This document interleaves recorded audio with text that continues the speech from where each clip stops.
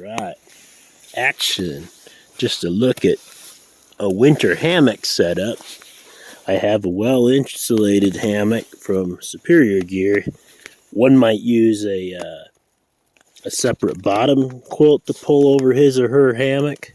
And some people like a top quilt. I happen to be in an REI Magma down sleeping bag, so I can zip in. That way when I toss and turn, the quilt doesn't pull off my rear or whatever. I do like these newer integrated hammocks where you can kind of zip all in. I've had a test on a Grand Trunk kind of cocoon hammock called the Evolution.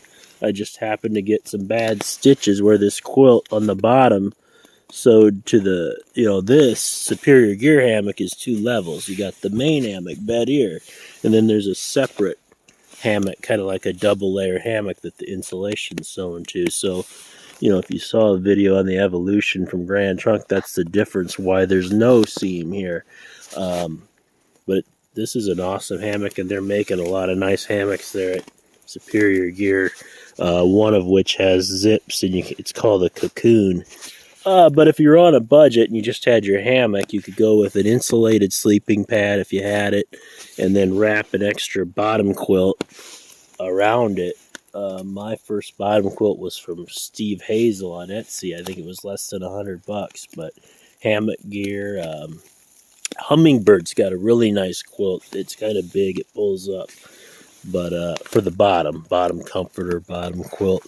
The tarp is these will cost you about $100. This is a multi-purpose tarp. If I was doing it right now for the winter and all general use, buying a new tarp, Warbottom's got a nice tarp. It's basically cut off about here, and it zips. It's got a piece that zips over the front, to keep the blowing snow out. I have a big doored tarp that's huge. I feel like it's a little too much. It gets a little heavy for actually backpacking, but you might find different if you're just driving your car to the state park and walking a couple miles in. A lot of hammockers, standard, they'll take their raincoat and kind of put it over the end of the hammock. That's especially useful to kind of create a little microclimate near your face, and if the wind is really blowing hard, it might shed a little snow from blowing in here. But that's definitely where those doored tarps and hammock socks, it's kind of like a bug net, but a sock that zips over your hammock. Maybe that might keep you get snow dust now and then when the snow gets really fine and dusty and wind blowing. The tarp here, the Arbigo's got a lot of multi-purpose tie-outs. It's got all kinds of pictures configuring it to the ground as well. So if you're like, well, I might want to go to the ground, this kind of tarp with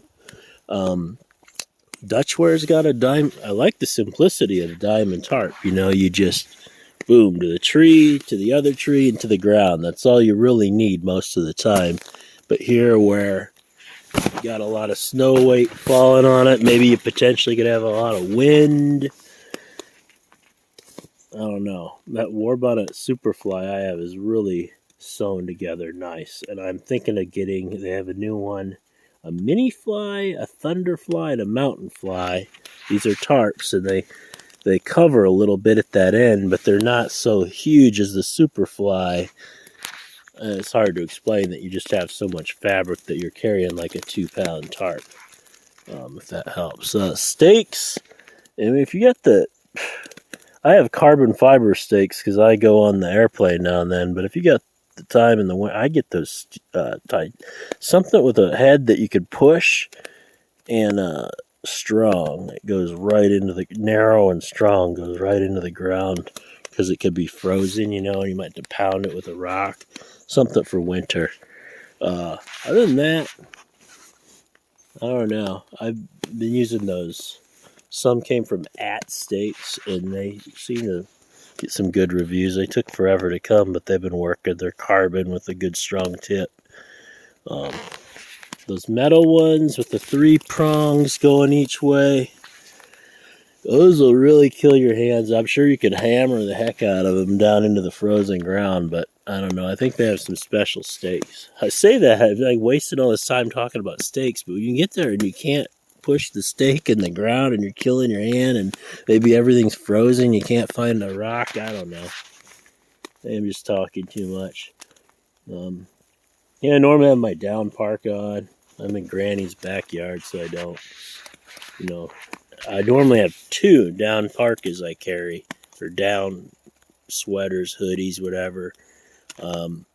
I could wrap that down parka around my foot like this, or shove my feet into it and into the sleeping bag for some extra warmth if it got really cold. 15 Fahrenheit, that means that's its bottom limit for people looking for a sleeping bag a lot of times. The cottage industry, or like local people making stuff, they'll really rate it to 15, but the general industry, like this, you have to really read the fine print. If you read the side of it, you'd see it has a comfort rating of 28 and a lower limit. It just means it has all kinds of funky stuff to say, hey, you'll be fine here at 28, but when it starts getting near the actual rating, you're going to be cold.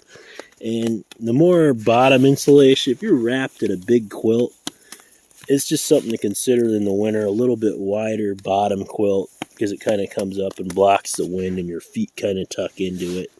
And if you have it integrated all in one hammock, you obviously don't have the bottom quilt coming up as high, but you don't have the headache of just hanging the bottom quilt either. So it's just something all to think about. Obviously something like this is, I don't think you could touch one of these days without spending over $300 just for the hammock. So, if you already have a hammock, you could probably pick up a really nice bottom quilt for $130 to $200, So, alrighty.